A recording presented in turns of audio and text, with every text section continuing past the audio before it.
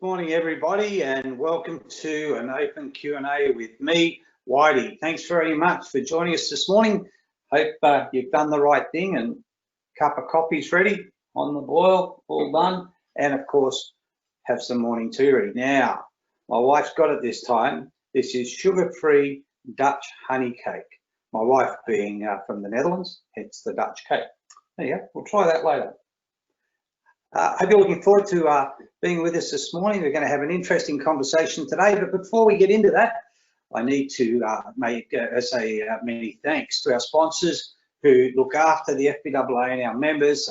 A big thank you to ALI, Bluestone, Finstro, Prosper, Len, Suncorp, Pepper Money, Deposit Power, AAMC, Strive Financial, Insurance Advisor Net, On Deck, Travel Loans, and Credit Fix Solutions. All do wonderful things for our industry, wonderful things for brokers and our members in particular, and in supporting the FBAA. So we can keep doing things like this that are free, and when we get back face to face, that's free too.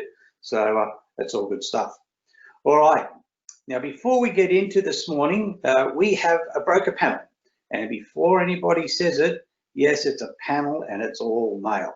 So I'm putting out a call to all you ladies who are watching. And if you know any women who are brokers, get onto them and ask them to send us an email expressing interest to be on the next broker panel. We're only going to have the ladies on board and get rid of these old blokes off the screen. So in the chat box, Mariah, who coordinates all this for us, will put her email address up in there. So ladies, send us an email. The next broker panel that'll be in the next few weeks will be all ladies. We'll bugger these old blokes off. All right. Okay, let me welcome and thank Nick from Grow Capital, Trent from Provident Solutions, Joff from Finance Opportunities, and Bernard from Blank Financial from all across the country. Good morning, gentlemen, and thank you so much for joining us. I trust you're all well, staying safe. Morning. And morning, how are you? Excellent. Good to be here, Pete. Thank you for having us. Yeah, thanks for having us, Pete. No problem at all, gentlemen. All right, so you guys are from all around the country. You're all brokers in your own right. I think to get the conversation off this morning, and I'll do it in the order I can see things on my screen, if that's okay. I'm going to ask each of you a couple of questions, a bit of a background on you and your business and so on. And I've got about 4 questions here I'll ask about you and your business, and I might just do it per person, just to let the conversation flow a bit, and we'll go around the traps doing that. So, Trent, you're in WA, and you guys are doing well over there with your control of the coronavirus and keeping your borders well and truly locked down, bar the odd ship that stumbled through a month or so ago. How are you going over there? Yeah, look, things are relatively okay over here. Obviously, it's had a significant impact as it has everywhere else in the country, but I think the general mood of people over here is that it's more positive than negative as we sort of move out of COVID. We came out of and relaxed restrictions probably a little earlier than other parts of the country. Yes, the borders are still closed from the state government perspective, and that's having an impact to some industries, especially tourism. But generally, I think the mood is that people are getting back to whatever this new normal is, and starting to operate, in a level of normality. That's good to hear. I know my state manager over there is very happy that he can meet up with people over a beer in the pub. Kind of think he should be at a coffee shop, but anyhow, well, I guess we're getting back to the new norm, but that's good to hear. Hey, tell us a little bit about your background, Trent, as to how you got into broking, where you've sort of come from to be where you are today in your own career journey as such. Yeah, look, the shorter story is I actually started off in finance in mortgage broking after a short stint in real estate, and realised that I was actually far more interested in the helping the client through the financial transaction than I was just flogging the property. So I got into mortgage broking through there and got into a few asset finance deals, which led me to Medfin, and stepped into the banking sector through a company called Medfin. And then from there, spent about 4 or 5 years there before I went across to CBA in corporate banking. For about another 4 or 5 years, I know, and then saw the light and obviously went back to broking. I was never going to be a lifelong bank Johnny, that's for sure. Well, I wasn't quite the best fit in there, but I do see that time in the banking sector is where I served my apprenticeship, learned a lot about credit, learn about a lot about the way things are maybe done that I saw could be done a lot better, and hence when we jumped out, we set up Provident. Yeah, mate, excellent. I've got to admit, I cut my teeth. My first job was in retail banking back in the 70s. So although I like to joust a bit with them, I've got to say it was the best grounding I could have had to getting into banking and finance, which I've now been in some 42 years. Although I don't necessarily like all the positions the bank takes on certain things, but it certainly was a good grounding, and it set my career off on its journey. So that's good. So how long have you actually been a broker? So I suppose since jumping out of the bank, I've just short of a decade, so coming up 9 years now. So yeah. Okay. Yeah. And you mentioned something called Medfin. What's that? So Medfin was at that stage a finance company owned by MLC. Very quickly, NAB purchased MLC, and it became part of NAB Health. It was an asset finance lend to medicos, basically. Yeah. The medical profession. Hence the med. Good. Got it. And tell us a little bit about your business and what it does, what its target market is. Does it have a unique value proposition it runs off? Tell us just a little bit, fairly short, as to what Provident does. For sure, Provident's multifaceted broking. We really hone in on the small business client. We realise that small business clients can often get a hard run of things through the banking sector, and they tend to be a little bit more complex. And certainly, me and the team of brokers have got a level of expertise around that. So we work a lot with them in terms of understanding their cash flows, and then all their debt needs, whether it be their home loan through to their business finance or commercial purchases or whatever it may be. So yeah, look, we really do focus in on that. We've grown now, we're 6 brokers in total. So in that, we've got guys who are residentially focused, and we've got guys who are business funding focused. And even Nicole, who's recently joined us, she's our asset finance specialist in there in terms of the consumer lending as well. So we feel like we've got a good spread of skills between the team. So it's important that not one of us are trying to be the jack of all trades, but we can leverage off each other's strengths. Excellent. So your target market is the SME sector, yeah? For sure. So do you have any, without giving away any of your secrets and so on, or maybe it's one or two, is there any specific way you go about marketing them? Is there a certain approach you take? How do you reach them? Because there's a lot of SMEs in the country. A massive amount of SMEs. Look, a lot of our marketing effort does come at this stage of the business from repeat and referral clients. You know, we've done a good job with other clients, so they're talking about us, and when someone else around the barbecue is talking that they need help with something, our name's being brought into conversation, which is a nice stage of business to be in. But more than anything, when we are outwardly focused marketing, especially with our new business, Easy Business Loans, which is more of the online lending platform type of thing, it's really about listening to what the finance is trying to achieve. It's being empathetic to that. No one wakes up and goes, oh, I need a 200 grand business loan, but they do go, oh, I wish I could tidy up that tax debt, or I really wish I could buy that piece of equipment that's going to make me more money, or I wish I could expand my business. They have those thoughts. So it's tapping into those conversations and then providing the solution and the pathway. Well done. Excellent. Well, thanks for that. I might step across the bottom there of the country and jump into Melbourne with Bernard.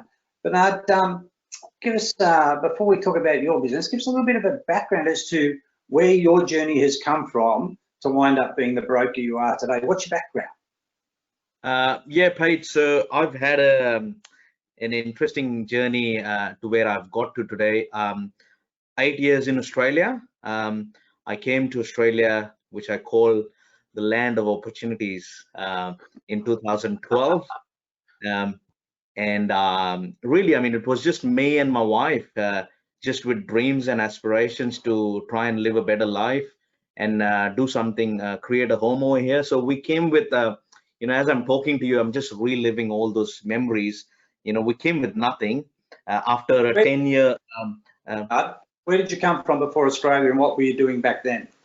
So I was in Dubai for 10 years, and I worked in banking. So in Dubai is when I got my first break in mortgages, and I started my mortgage career in 2006, working as a mortgage coordinator. And I used to see all these mobile lenders and bank lenders make these, you know, have these come dressed in sharp suits and live this, fancy lifestyle, flexible working hours, earning good money, and I was the guy behind the computer, assisting them with their back office, So I said, oh, it would be good to, jump on the other side. So, 2006, I started as a mortgage coordinator.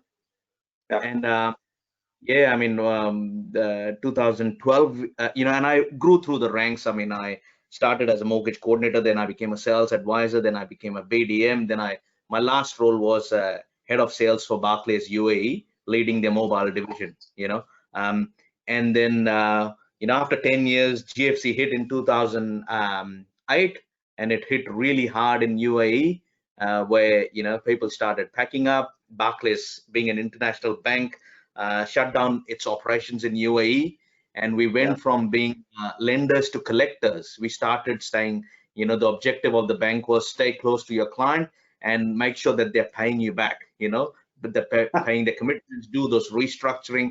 And, it was challenging. So 2008 to 2012, I went through that process where, it was not, I wasn't lending, but I was still client facing, assisting the clients that we had lent money to. And 2012, early 30s, we decided, okay, we might as well move now to Australia. I had come to Australia before that. My wife's family was here, so that was a big reason. Happy wife, happy life. We made the move.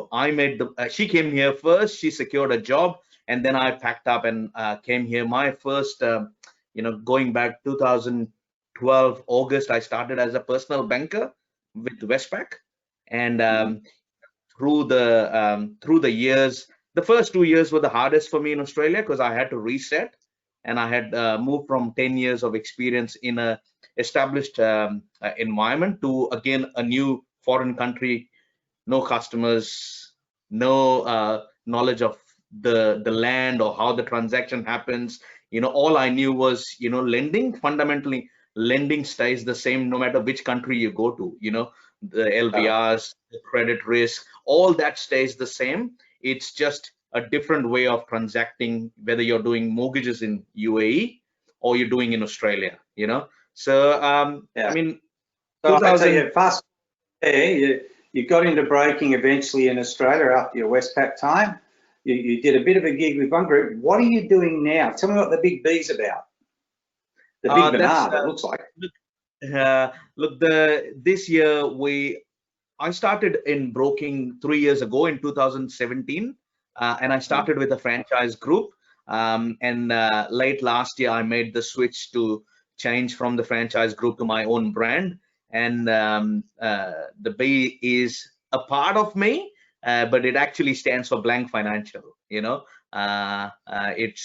It's got my personality, but it's the logo for Blank Financial. So explain that to me. Does that mean you've got a blank personality? Yeah, look, I mean, it's explain to me the understanding behind blank. What's the name inferring? Look, I mean, when we were trying to think and come up with a name, I did try to move away from your traditional names of home loan this, mortgage broker that. I wanted to be independent of what we do, and I wanted it to resonate with my clients as to what we provide to them. So Blank's all about blank canvas, blank opportunity. It's all about, I don't see myself as a mortgage broker. I see myself as a opportunity broker. I mean, we really broking an opportunity, whether that's to buy a first home or to buy a fifth investment property. None of my clients come to me saying that, hey, I'm excited to get into debt. They're all excited about buying their first home, that home with the backyard, with the picket fence, or create wealth through investments. So we see our role as an opportunity broker, where we help them broker that opportunity. Excellent. So very, very quickly, I can see time is going to beat us this morning, so I'll move a bit quicker. Very quickly, do you have a specific target market that you approach to get business? And if you're prepared to share, what is that market? and how do you go about it? We do need to keep it a little bit brief though. Yeah, 100% residential focus, be it first home buyers and investors, you know, so resi focused. And how do we go about? Yeah, how do we go about getting a business? Our clients are our biggest advocates. I do work quite closely with real estate agents and a few property advocates and buyers agents. So most of the clients that we get are repeat business from existing customers, but we do have referral sources from agents and buyers agents. Excellent. So both of you, yourself and Trent, are talking about referral businesses a lot. That's obviously a very important part to a brokerage business. Let's jump across to Adelaide and have a chat to Joff. Thanks for joining us, buddy. Tell me a little bit about your background and as to where you've come from to be a broker, and how long have you been in the broking sector for, or banking and finance? Okay. I grew up in northwestern New South Wales, literally back of Burke, and I took over the family farm in 1988, and in 1991 we got hit with the wool reserve price scheme removal, which slashed our income from wool from around $170,000 a year to $40,000. Wow. And I borrowed a lot of money to pay my dad out so he could retire, and we decided that we really couldn't sustain the business. So I moved to Adelaide. My wife at the time went to university, and I initially got a job in a quarry before I got a job with one of the first mortgage originators in Adelaide, which was effectively the South Australian equivalent of Aussie Home Loans at the time. But I'd already always been interested in finance, because, you know, when we applied for a loan in the bush, the bank manager would send the loan application out on the mail truck, and you were supposed to fill it in, and you didn't know what answers to put in. So when I saw an opportunity to help people, you know, with something that they don't deal with every day, I thought it'd be a good opportunity, and I'd like to help people in that way. So that's how I got started in finance. So how long have you been a broker for? I started in 1995 with what at that time was Finance, Lease and Mortgage Services in Adelaide. Okay, excellent. So do you have a specific target market you reach out to, and how do you go about getting the business that you write? I got started when I left Great Southern Loan, as it was at the time that I left there. I actually had a company phone which I'd been told that I had to pay for, so people kept calling me. and I built on that. So, initially concentrated on residential lending, then leaned towards residential investors, and have been moving very steadily through towards commercial lending, business finance, and, you know, the business background in agriculture and running the quarry, you know, understood business financials, understood marketing, understood inventory control. So all of those things, you know, I was able to speak the language of the clients. So yeah. Okay. And so you wind up getting a lot of cross referral business? Yes. I've also in the last 2 years reached out to several accountants and financial planners, and I'm starting to get some solid referral work from them now. So yeah. Okay, well that's excellent. And well, let's move across to Sydney to Nick from Grow. How are you going, Nick? And tell us a little bit about your history as to how you got to where you are today. Yeah, thanks, Pete. Look, Grow Capital is run by myself and my best mate Gus. We've been friends since boarding school back in the early 90s, and you still I went off and still mates. Gus went off into the finance world after school, and I went off into all sorts of different things up in the Northern Territory, cattle stations, worked for the British government over in the UK, the vast array of mining, and you name it. You name it, I've done it, but really landed in technology, building data centers and architecting big sort of corporate infrastructure, IT infrastructure. And back in 2013, Gus said he was going to leave the bank and jump out and become a broker, and he wanted me to come and join him. So we got studied up, and yeah, taking the idea of Grow Capital is to help business owners grow their businesses with the right application finance. Focus on your business. Yep. Yeah, we've got a very, very tight focus. Yeah, on this, and you've been broking for what, 7 years now, by the sounds of it, maybe a bit longer. Yeah, look, a bit of training. I've been officially broking since 2015, so about 5 years now. Yeah. All right. Oh, that's excellent. So you target that market. How do you generate business there? So look, we've got a lot of partnerships in place. We've got partnerships with accountants, financial planners. We don't do a huge amount of residential. It's focused pretty heavily on large scale business finance, and so we target professionals that have client bases very similar to us. Yeah. Okay. Excellent. It's interesting to me because I think the journey is all important. So I started banking in the 70s, right, and never really thought of it as a career. It was sort of a job at that time. And I'd actually, whilst I was in high school, did my private pilot's license. I'd always planned to be a commercial pilot, and I could fly a plane before I could drive a car. And I did that with a school buddy of mine, and he over the years he progressed on his path. I went on my path. He lives not far from us now, so it's good to still be in contact with an old school buddy. But he got his commercial pilot's license, and he's not, probably 2 years ago, retired from Emirates from flying their A380s, big city on wings. He's retired. I'm still working. Yeah. But we planned to be on that journey together. It didn't quite work out that way. But I think the journey is always interesting to where you land now, because in my case, I never planned to be doing what I'm doing today. That was never on my career scopes whatsoever. And I think it's so important to allow your journey to evolve to where it takes you, and not to be afraid of that, because it creates some interesting outcomes if you let it take you where you're destined to go on that journey. That's my view of the world anyhow. So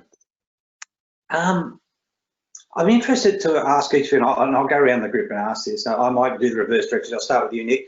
Have you tried anything that hasn't worked? Like many years ago, buying leads was a really hot thing to be doing, and everybody went, "Oh crap, no, that's garbage. I'm spending a lot of money for nothing."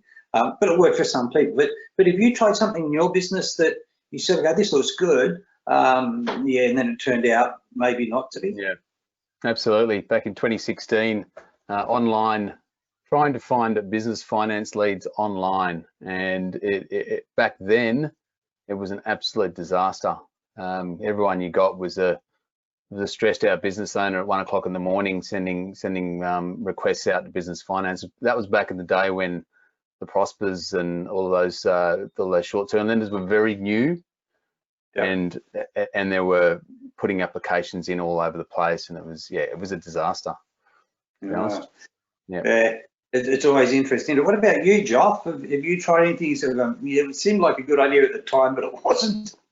Yeah, I got involved with a group called the Investors Club, and I was supposedly their go-to broker here in Adelaide, and I did get quite a lot of business out of it, but because of the commission sharing arrangement, I actually didn't earn any extra money. I did a lot of extra work, wrote a lot of extra loans, and my bottom line, and I trialed it for 12 months, my bottom line at the end of the second 12 months, in spite of the fact that I was looking really good from the aggregator's point of view on my volumes, my profit was no bigger than the year before. So it was an experience, put it that way. That many years ago, didn't it? Yeah, that was about 2003, I think. Yeah, it was a long time ago. I remember it. Yeah. What about you, Bernard? Have you had a crack at something to go, geez, that just didn't play out as I expected? I think I've had a few false starts, to be fair, like any business. I think staffing's been my biggest false start a few times, So, I've hired people on face value, and, in an interview, everyone's the best salesperson, and then you actually put them on the job and you're like, oh my goodness, what am I doing, So, I've not had a few, but I've had a few which I've learned over the life, and I've changed the direction now, where I've said, I'm good at sales. Let me get a people manager in the business who can manage these people and help them, build the systems and processes, so that I can just focus on sales. Good move. Good move. Good staff are hard to find, and when you do, you want to hold on them with a cast iron grip. But Yep. I know what that's. And Trent, what about you? Have you gone down some journeys to go, probably shouldn't have? Yeah, look, I've probably made all the mistakes, really. I mean, name one. But I think that's part of being in business. One of my mentors has always said, fail often and fail forward. And I reckon that's a great statement, because you can't be scared of making a mistake, but you just got to make sure that it's not the same mistake and that you move on from it and you try something else new. But I suppose some of the most glaring things, if I had to reflect on things now, would be just trying to be all things to all people. At the start, you sort of see this big world of finance and your clients, and you're trying to sell everyone everything. And it's taught me over the time you've got to really have a focus and a niche and something that you're expert at, and then rely on other experts around you, whether they're internal to your business because you're going to grow your business, or you've just got really good strategic alliance partners that you're happy to refer business to other brokers and such if you're going to specialise in a certain area. So what's that saying you said before? Fail often and fail forward. Fail often and fail forward. What a great approach that. I know I have failed for 40 years somewhere. I've been divorced 3 times, so there's some critical failures there too. That's another story for another day.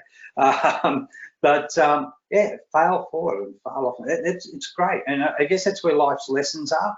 And as long as what you're saying, basically, so long as you learn from them, then you're only ever taking steps forward, and obviously don't repeat it.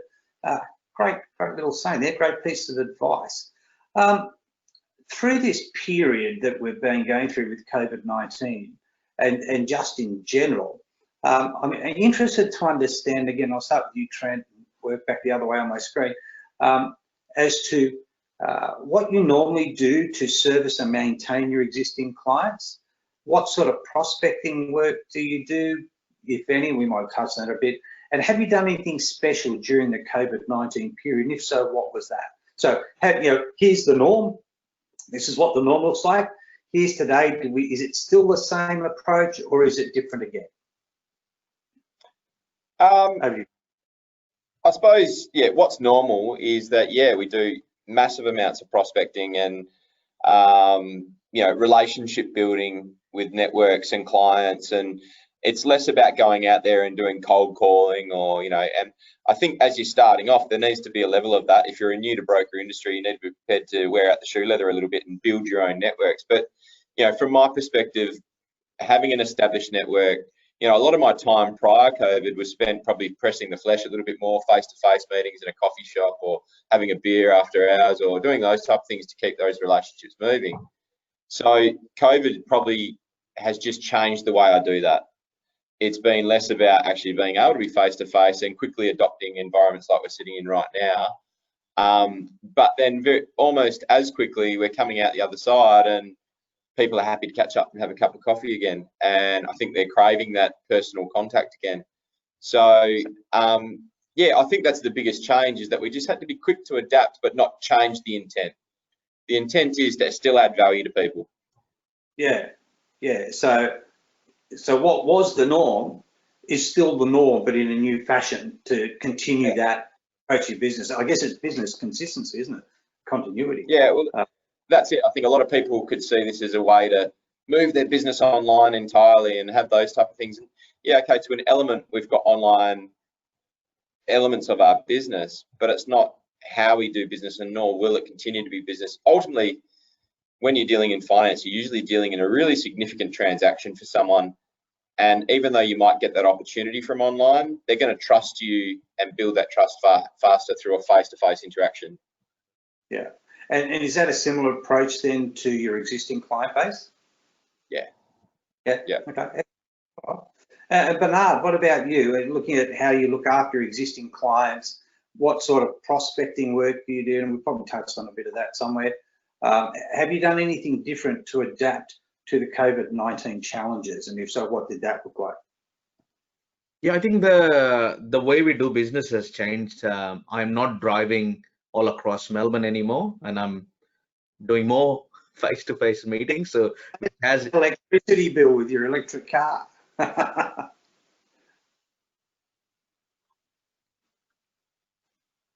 Keep going with that. Sorry, that. Yeah. So yeah, look.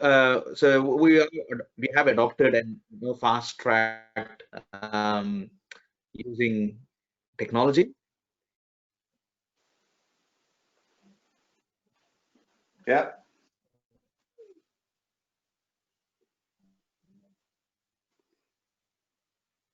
Bernard, I've lost you there, buddy. Is Bernard coming through to you guys, Trent? No. No, mate, he's all frozen up. I think the NBN's slowing. We'll come back to and sorry, Mr. B, we'll come back to you. You've frozen up on us. Joff, over to you on that same sort of conversation. Is what do you do to look after existing clients? Is there any sort of unique things you do from a prospecting point of view? And has anything changed with how you've adopted to COVID-19 compared to what we used to do? And Bernard, I'll come back to you in a sec, bud. I can see you back there. So, Joff? Yeah, I think one of the things that I've always done is try and stay in touch with my clients by phone as much as possible. If they ask for a face-to-face meeting, sort of between applications or whatever, then I'll do that. It's always been face-to-face for applications in the past. But one of the things that I found was that a lot of my clients really very quickly accepted the fact that we weren't going to be meeting face-to-face. And they were quite happy to carry on a discussion about an application or anything at all, either online or by phone. And they were really ready to embrace that. And on the other side, I think this shutdown has actually accelerated the lenders' acceptance of things like electronic signatures, online meetings, all the rest of it, and it's probably brought that forward by maybe 3 or 4 years, because they were really reluctant in the past. Aggregators the same, insisting on face-to-face meetings, and that has changed entirely now, and they're very accepting of the online space. So I think that's a good thing. Be good if they pick their acts up on other areas, like how quickly they pick up online applications. Oh, we'll leave that conversation for you. Yeah, that's a whole other conversation. That's what we're going to have. We'll be back to that. Bernard, let me come back to you, buddy. It looks like the signal's come good again. Just give us a quick cap over what you do to maintain existing clients, what sort of prospecting you do, and has anything changed for you to have to adapt to the COVID-19 period, and what did that look like? Yeah, so the main change has been that we're seeing more clients through using technology like this. I am driving less, but that has increased my productivity because I'm able to see more clients more frequently. What we're doing for existing clients, how do we keep them engaged? We do have a very regimented system where we are calling the clients frequently every 6 months, and it's not anything around selling them anything different. It's just checking how they're doing. is everything going to plan? Is there anything that they need from us? And just staying in touch with the client, So, that's just a general phone call. There is also, email marketing that goes out to clients, which is keeping us on top of mind. In terms of prospecting, I think I have aligned myself with good referrals who actually do the prospecting for me, and also my existing customers, they are doing the prospecting for me. So I've never been a person who's on the phone calling cold clients, and trying to introduce myself and sell my story. Someone else is doing it for me, and that person's had a first-hand experience of using my service. So it might be Peter, who's an existing client, and he's saying, hey, if you need a home loan, you need to go to my broker.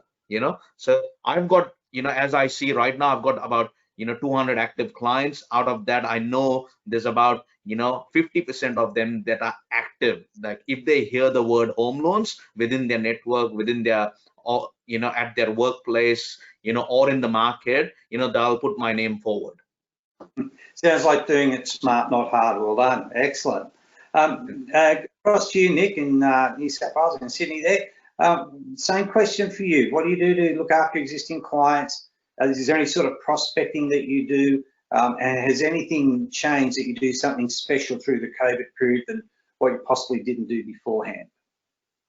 Yeah, look, we have a pretty strict nurture process that we pull our clients through. Once they come in, they go into a nurture loop, and we look after them with emails and gifts and phone calls, and we use technology to keep track of all of that. It's the big thing in our business, is technology, and that's through this process we're a pretty online remote workforce, so there weren't too many changes. We used all this technology prior to the shutdown, so there wasn't a big change. The only real change is as Bernard said, in the car less.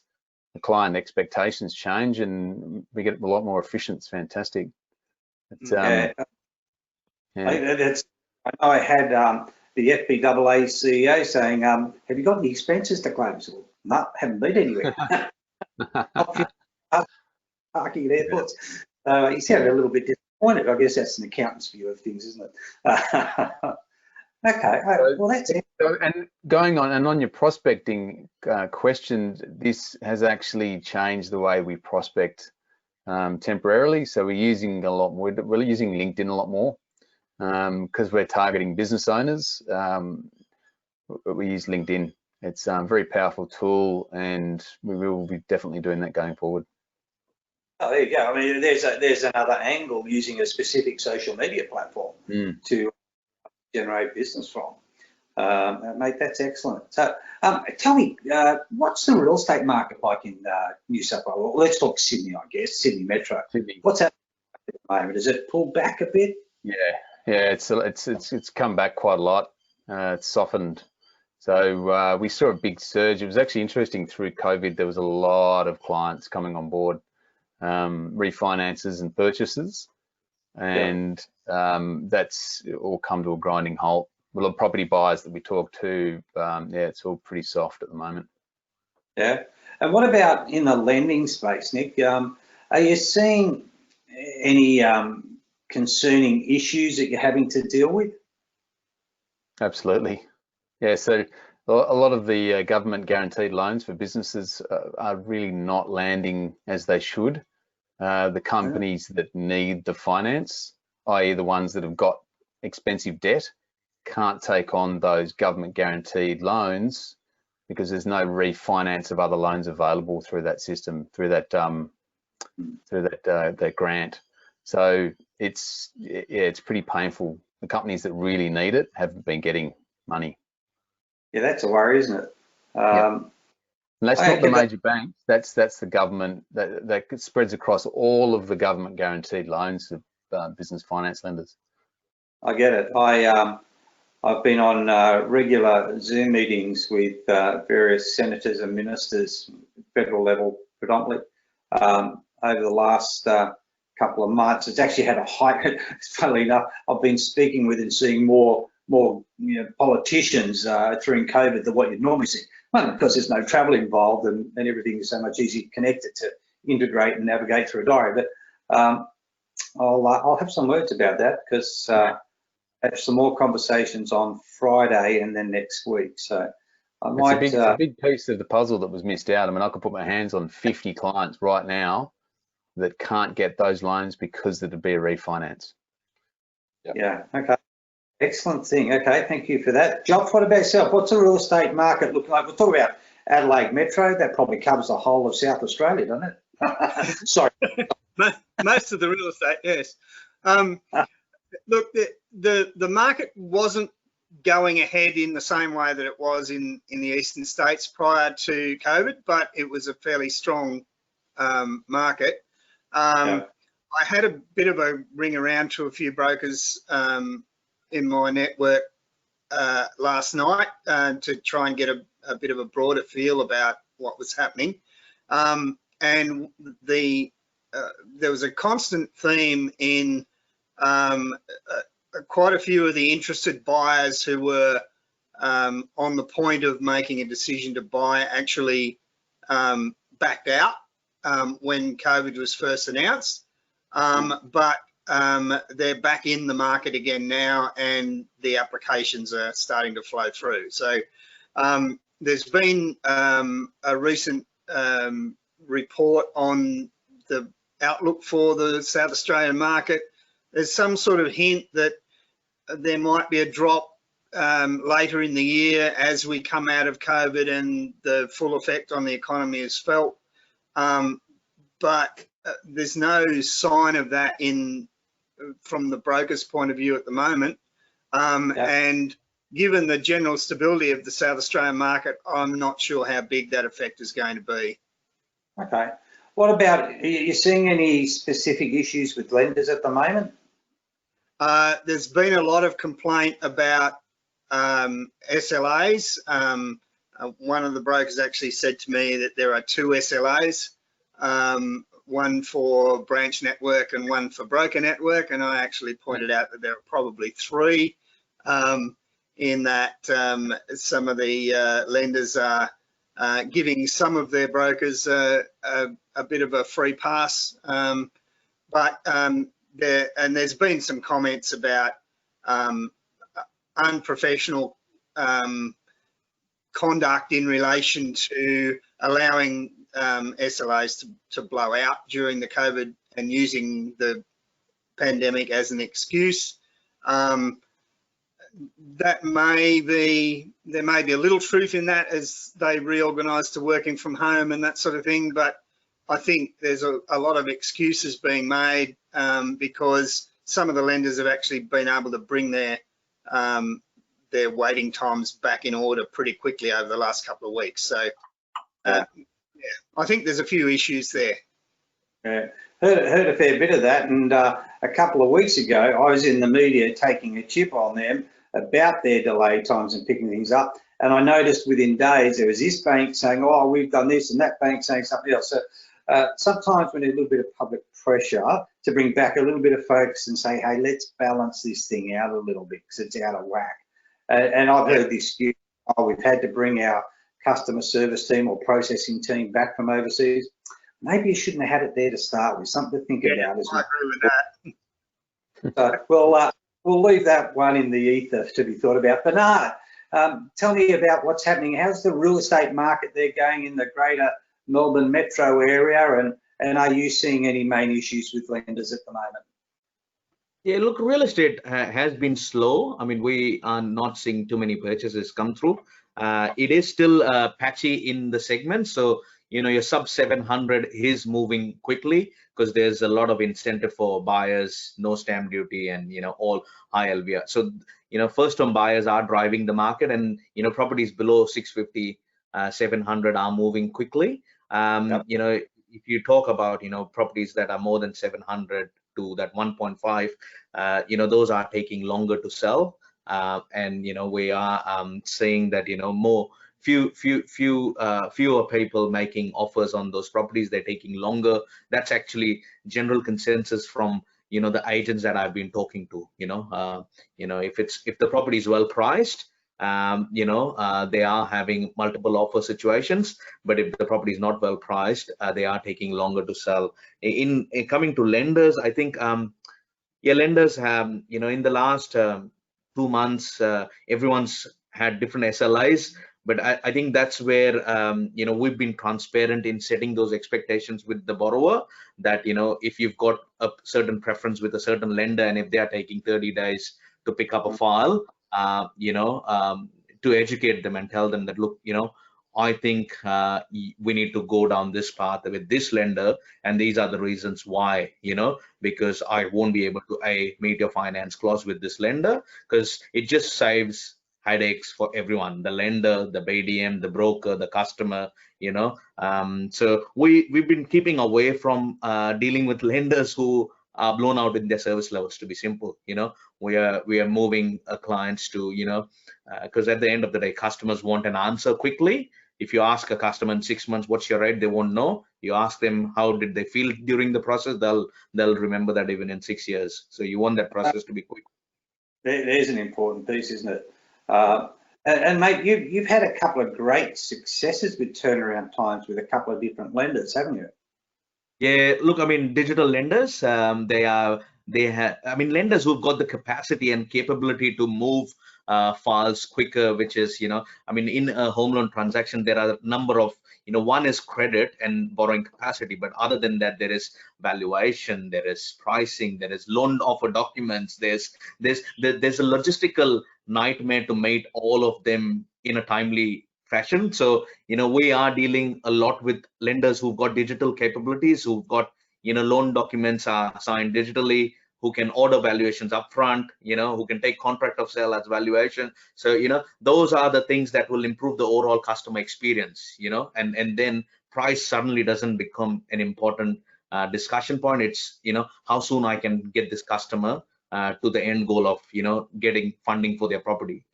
So we've had lenders submit, we've submitted a deal and got a decision in 48 hours, docs out in 72 hours, and ready for settlement in less than a couple of weeks. But on the other side, we lenders who wasn't a major bank. No, it was not. It wasn't a major bank.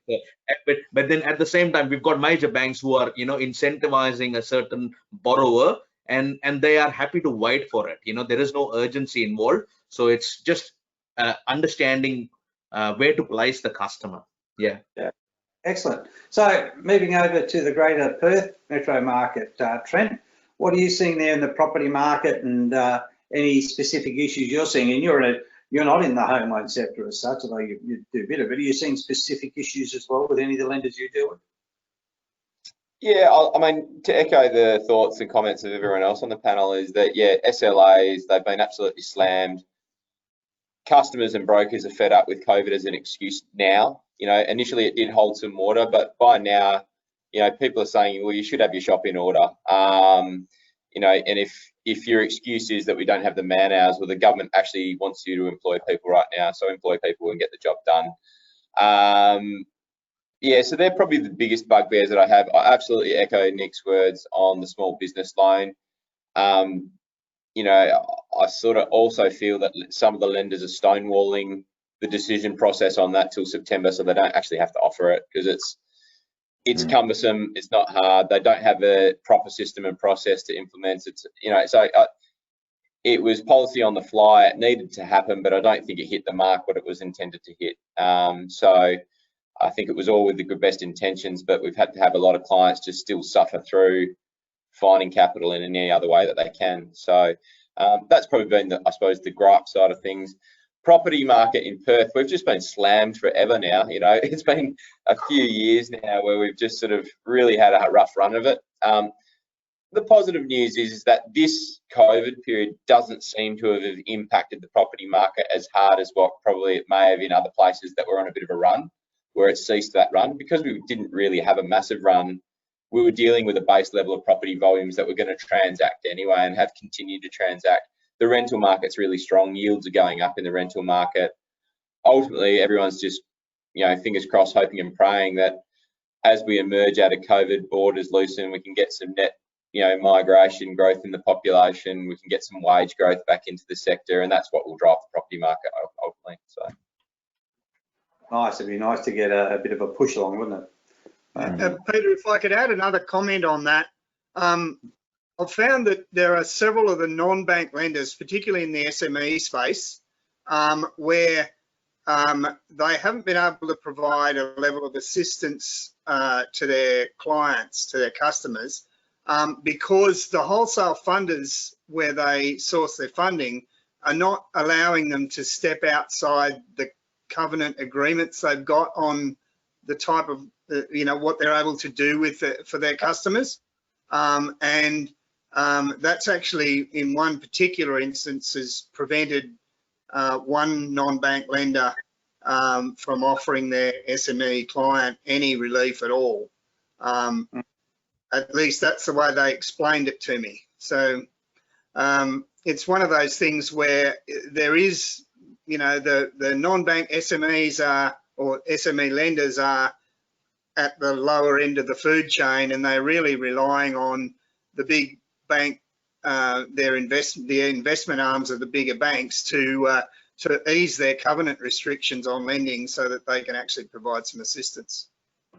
Yeah, it's one of those things. I think it all sounded good at the time. It was done with all good intent, but it seriously didn't hit the bullseye. And I've got the same problem, and we've had a couple of questions come through. I want to quickly go on those before we run out of time. It's a bit like the homeowners grant that is coming through. I really wish, and it is a comment I'll be passing back through various politicians I'm speaking with over the next week and two, that they really need to consult with people who are lending specialists to say, does this practically actually work? Sounds good. It's a good poly pitch as such, but does the stimulus to small businesses actually work? And where does it miss its real need? It's the same with incentives for renos and new builds. Is it actually going to work practically in the marketplace? I'm concerned that it's probably another one thing that it sounds great, but no one can really access it. And we've got that question come through. And the question that I'll pose that I'll get you each to quickly answer on. So I've got another couple here, and then we'll run out of time again. Do you think the home builder scheme will miss the mark like the Vistas loan scheme had? That's not prep. That's a question that's come through. So I think a question. Yes. Loan schemes. What about this builder scheme? Trent, what do you think? Yeah, it's going to be tough because we've been doing a lot of ringing around on this, and to Office of State Revenue here for our local state grant that's been given an extra 20 here in WA. The federal scheme, depending on who you get on the end of the phone, you get a different answer on how it's going to be implemented and when it's going to be paid, really. So, which is a bit scary in itself, but that I can't see that because they've mean tested it. I can't see that your average 4x2 homeowner of a family with a sub 200k is going to spend 150k in renovating their home loan over capitalising in the market, right? It's just not going to happen. It probably is going to help some first home buyers, but it's not going to help them in form of deposit, which is probably what they need most right now. It's only going to be an incentive once they've got their slab down, from what I understand. So they've still got to meet the hurdles to get the lending requirement, to get the transaction moving before they get access to it. In my personal opinion, I think they would have been better off as a federal government going to each of the states saying, hey, we'll pay up to $25,000 of stamp duty on any property transaction. Go at it. That would have got things moving. Good point. Bernard, what do you think? Do you think the home loan incentive is going to work? Yeah, look, I mean, I've had the opportunity to ring around a few lenders, and like Trent said, no one knows how it's actually going to pan out. There is no process in place, and while it will help first home buyers, but that on one side they're incentivizing to build, but on the other side valuations on the land's coming short. So you're buying a land, the land valuation's not stacking up, then you can't get access to this money till it actually goes to the construction phase. So and there is a short window of 6 months. You need to do this in the next 6 months. So I don't know. I think I personally think it's just a bit rushed. I think removing stamp duty and making it broader, rather than putting more dwellings in the property market. Joff, what about South Australia? Do you think it'll work there? Look, certainly for renovation, I don't think it's going to hit the mark. It's going to, for first home buyers and others who are considering building, it's going to provide an incentive for them. I don't think we're going to have too much of a problem with the means testing, but like Bernard was saying, I think we may have some valuation issues. So it'll be interesting to see how it plays out, but I don't know that it's actually going to have a broad range of successful applications here in South Australia. So yeah. Nick, what about you in the New South Wales, Sydney sort of marketplace? In Sydney, the only first home buyers in Sydney that can buy a property are the ones that are CEO of a major bank. So it's just going to be tapped out here. I reflect what Trent was saying. It's been sort of malplaced. Should have been directed through a stamp duty or another form of application. Yeah, another one that's missed the mark. I call political friends that I know at some stage will watch this, and I'll be talking to them shortly. Guys, you need to consult with industry before you put these things out, whether you agree with industry or not, but at least consult with the industry in the lending space to make sure these things are actually going to work, because otherwise they just fall flat. Anyhow, we'll keep plugging in. I've got time for one last question, so I need to keep the answers brief, but it's an important question that we're asked that's come through. How do you as brokers deal with lenders that constantly change their rules following client submissions? So a loan gets submitted, it can take, if you're not in a broker club, whatever, it can take you 30, 40 odd days for the loan to get picked up and looked at. But in that month, the credit rules have changed, and all of a sudden you've got issues and the rules change on the client, and the client gets upset, everything starts to go south. I don't know if you've seen it or not, but have you had any experiences like that? And if so, how do you deal with that change in rules with your client so you don't piss the client off and they go elsewhere, and you try and keep all this in bed when there's all these moving parts? Trent, have you had anything like that you've had to deal with? Yeah, not dissimilar. I think at the end of the day, it's one of the great uncontrollables in our world, which is how lenders interpret and implement policy over time, and you can fall on the wrong side of a dateline on that, and that's just part and parcel of it. What I am doing, and it's probably echoing a little bit of what Bernard was saying before, is that we're simply not recommending lenders where the lead times are that long, A, to mitigate that risk from the upfront, or B, if the client's determined to head down to one of those lenders, you're coaching them from the very upset to say it's a complex market, rules can change, and if it does, you need to be prepared to consider potentially option 2 and 3 that we've presented to you, because we may need to switch you if this finance approval is time critical. At least you've had the conversation up front, so if you do need to have that conversation, it's not a hard one. Trent, what great advice. That's excellent advice on that. Thank you, Trent. Bernard, how do you deal with it? Or aren't you seeing it? We, like Trent said, we are not the maker of a product. We are service providers. We're selling somebody else's or recommending someone else's product, in this case, the bank or the lender. So they have got the right to change. And most of the times, these changes have a date when it will come in effect. And there will be a period where in-flight applications, these changes won't apply. But you will come across situations where it falls in that gray area, and at that point it just comes down to reaching out to your BDMs or lender partners and workshopping that and seeing the merit in that application. So there's I personally haven't come across that many a times, but I think you just have to work with them, because at the end of the day they're the decision maker on the product. And I guess having that good communication with your client to make sure they're on top of everything that's happening would be critical to those that are happening in the lender space, is also happening, keeping the client informed as well. Joff, what are you anything like that in South Australia with lenders changing the rules after? Yeah, there has been a little bit of that going on, but really, you know, I can only echo what Trent and Bernard have said. If you're placing your clients with a lender that's got an extended lead time, you're increasing your risk of something like that happening. You need to prep your client, regardless of whether there's a risk or not. You need to prep your client up front and coach them and get decisions from them as to if they're insisting on a particular lender, why are they insisting, and your reasons for, you know, saying, yes, I'll go along with you, but you need to understand the risks.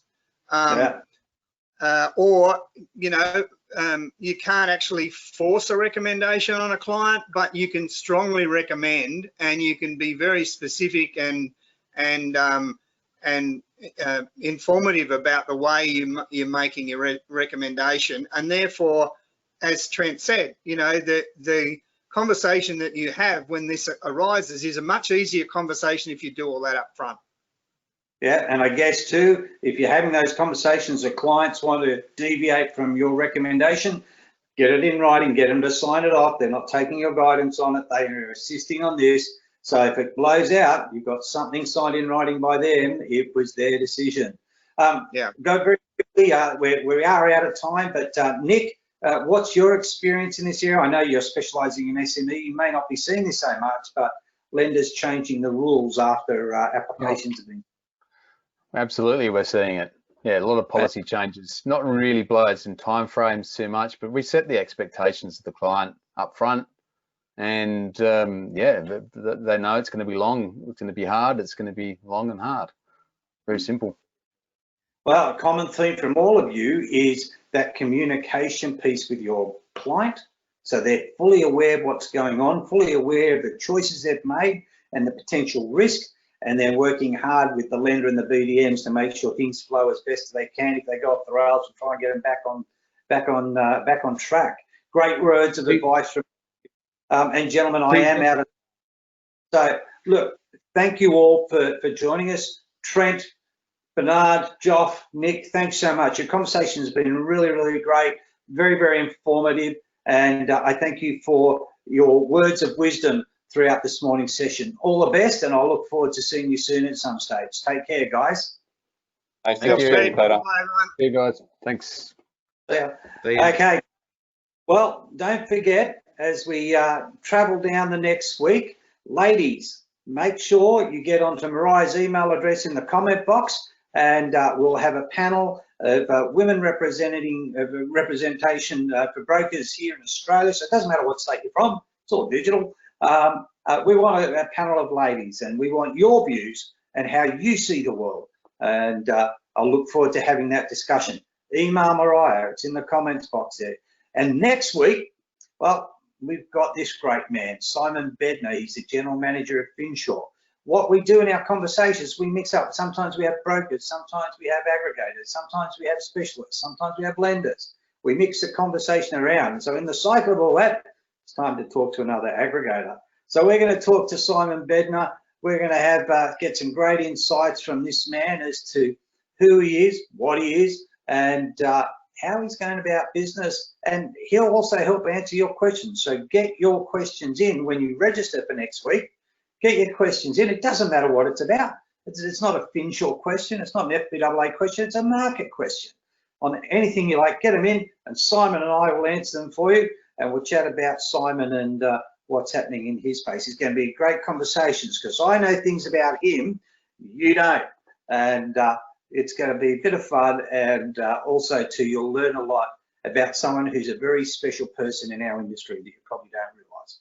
But anyway, get ready. Next week, Simon, register, get your questions in. Ladies, chat box, get the email to Mariah. We'll do a broker panel that'll be representative of all the ladies in our industry. So moving on, it's time to close off. Thank you once again for being with us. Thank you to our sponsors who give us great support. We love them to death.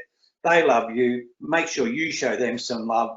And after this session, you're going to get an email from us. That email We'll have your CPD points code. You get 1 CPD for today, a short survey. So we really want your feedback. And remember, this is recorded. You can always watch it again or get your friends to watch it on the FBAA YouTube channel. But for now, have a great week. Thanks so much for joining us. I look forward to seeing you.